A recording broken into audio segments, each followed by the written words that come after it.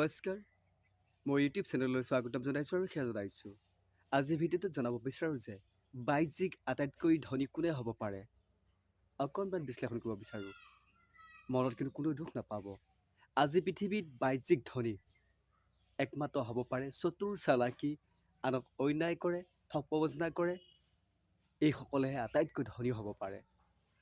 আৰু আটাইতকৈ দুখীয়া কোনসকল জানেনে?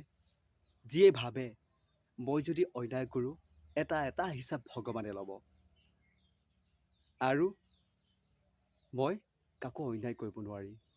সিহে আটাইতকৈ পৃথিৱীত বাহ্যিক দুখীয়া, কিন্তু নামৰ ধনী, অন্তৰ ধনী আৰু শুদ্ধ সত্যৰ ধনী, কিন্তু সি একমাত্ৰ বাহ্যিক টকা পইচাৰ পৰা দুখীয়া। কথাখিনি হয় নহয় ক'বচোন?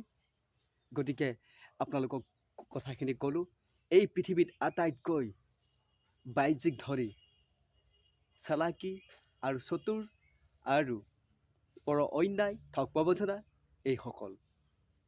আৰু আটাইতকৈ দুখীয়া যিয়ে ই মিছা ক'লে কিন্তু মোক ভগৱানে পাপ দিব।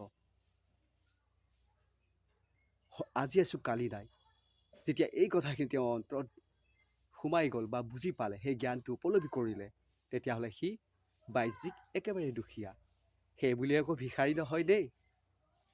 ঈশ্বৰে কিন্তু তাক চলাই থাকে, এইটো মনত ৰাখিব, বহুত শান্তি।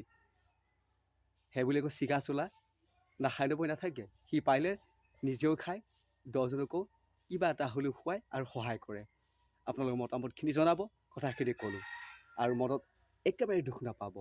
যিটো বাস্তৱ চিৰ সত্য সেইটোহে প্ৰকাশ কৰিব গৈছোঁ। গতিকে পুনৰ লগ পোৱা প্ৰতিশ্ৰুতিৰে বিদায় ল'লোঁ। ধন্যবাদ।